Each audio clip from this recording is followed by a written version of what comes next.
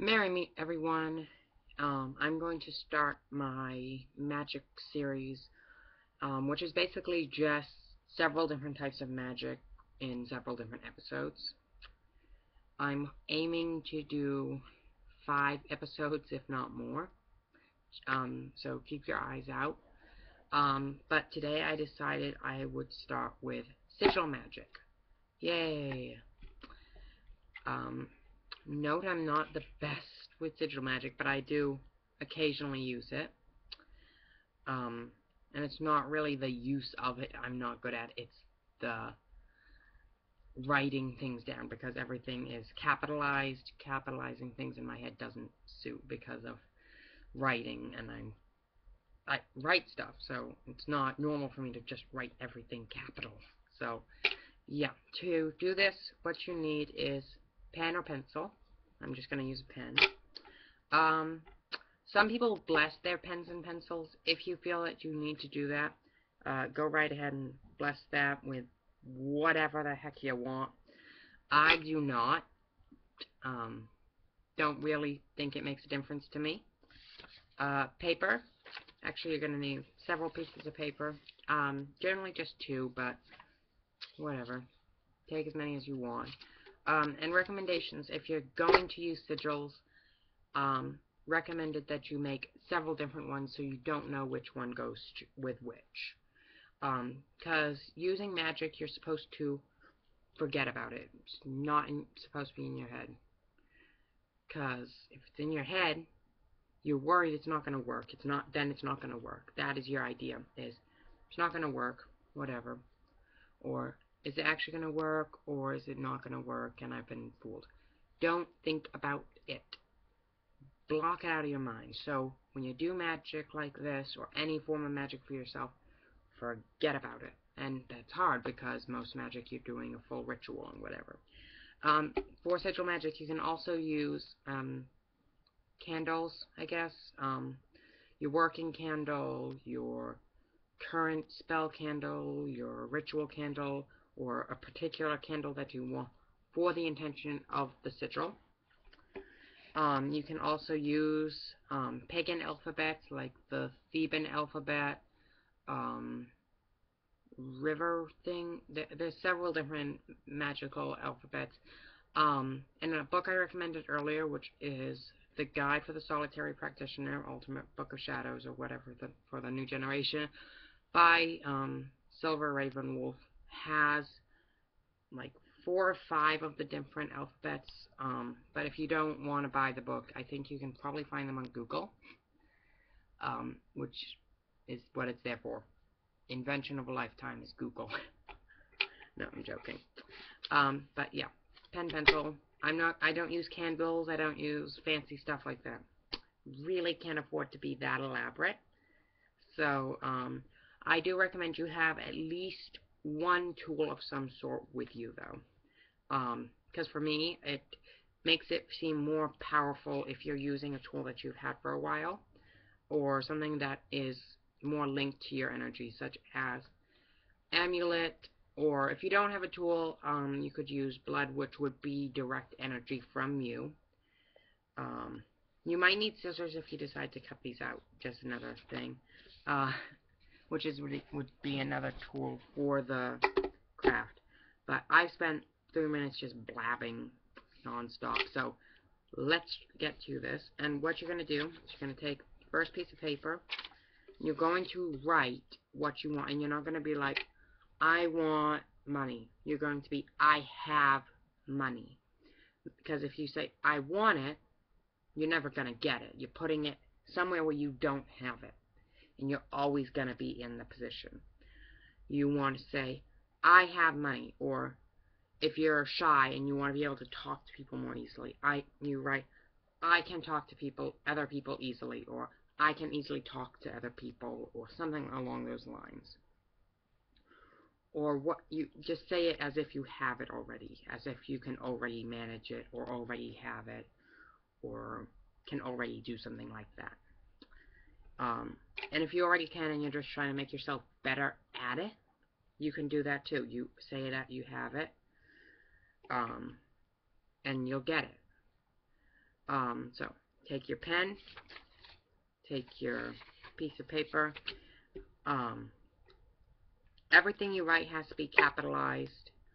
Don't ask me why, but everything I've ever watched, read, and everything about sigils that I know says that it's supposed to be capitalized, and I believe that makes it more powerful in my mind, for the reason of it being capitalized is it's the higher power. It's not the lower power of the letter. It's the higher power. And yeah, you can use the Theban alphabet, but I do recommend writing it with English or whatever your native language is, if you're not from America or whatever, or if you're not from wherever it is you are. If you're from where you are and whatever, and you know how to write in your language, then write in your language. But to start, we're just going to basically write out what we want as if we have it. And for the example of this video, as most of my examples usually start, I usually start with money, but for the example of this video, I'm actually going to use tarot reading, because I do tarot. I'm learning tarot. So for the example of this video, let's use tarot. And we're going to write what you want. And for me, since I'm doing tarot, I'm going to say, I am a good tarot. Sorry, I'm paying attention to my writing, not to you guys. Reader.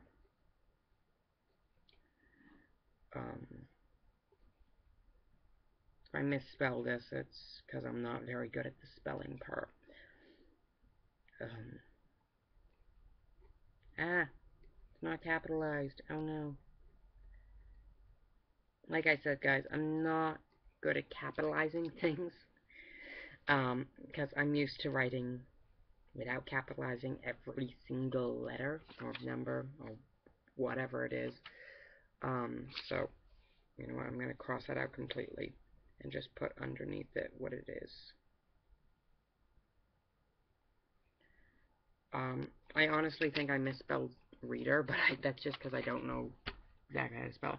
For you guys, it's probably backwards, but I don't know, because this camera does stuff weirdly. But yeah, it's probably backwards to you guys. And then what you're going to do is you're going to go through and separate everything, or whatever. Underneath, or on another sheet of paper, you're going to take down all the letters. And this might sound ridiculous, because then you're like, but I'm just copying the word. You're not. You only use the letters, or the numbers, whatever they are, once. After that, you cross out everything. So, for this example, I am a good tarot reader. We're going to go, you know, I'm going to do this piece on another piece of paper. Good thing I have 3. Because 1 for the sigil, 1 for the writing of what I'm doing, and 1 for the in-between. So there's no, I'm not putting a space between any of this. There's no spaces. M, so then after you've gotten your letters or whatever, actually go, as you're doing it, go through the other piece of paper and erase, or not erase, just kind of cross out all the letters that are the same. G, O, so we're going to cross out G and all the O's. D, so go through, cross out all the D's. T, and you're doing this still capitalized, just so you know. There's no erase, there's no stopping the capital once you're doing this part. And after I'm done with this, I'll show you guys what it looks like. So we're on R. You go through and cross out all the R's. E. Go through and cross out all the other E's. And I've actually done this one before. And your sigils do not have to look the same every single time. That does not matter. And if I don't have enough information for you guys on sigils. That is also in Silver Ravenwolf's Book of Shadows thing. Book. The Solitary Practitioners, which is New Generation book thing. My head's everywhere today, so, yeah. Okay, and now, I'm actually going to have to bring you guys down or show you guys what I'm doing, because your sigil is how you want it. So if you guys want to translate it into the Theban daggers or any of those other alphabets, you guys can. Don't really care if you want to translate it into Chinese, for all I care. If you're not already Chinese and watching this, you guys can go right ahead and do that.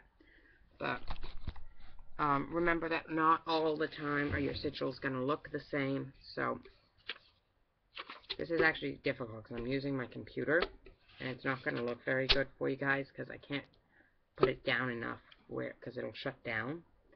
But we're going to start with the I. And you're not just respelling it, you're going to make your own symbol. I, A,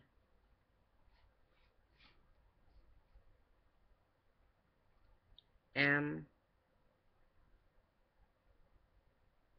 G, O, and they don't have to be precise. They don't have to go their right directions or anything. You can flip it upside down and then they are in their right directions or whatever. But they don't have to technically be in the direct directions or whatever.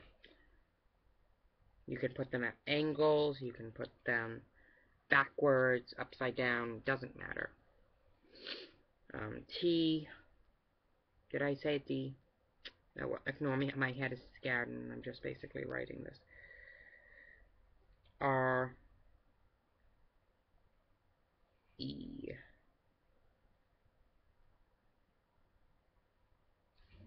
So, this is what it looks like. And you can do the same exact one several times, but I don't recommend that. If you decide to do that as several different rooms, sigils, don't. Do several different ones that are completely different. They don't have the same meanings. So that way it's easier to forget which ones are which. And then put them in a box or a book or whatever for a week and just don't look at them. Completely forget of them. And then after the week or two, you can do a week or two, and then bring them back out. I'm actually going to adjust my camera again. And then you guys can bring them back out and put them wherever you want, where you're going to see them. And it's like a puzzle that your head's supposed to work out for you. And then, once your head figures it out, it's going to achieve it for you. Okay? So, that's it, guys. So, until next time, blessed be.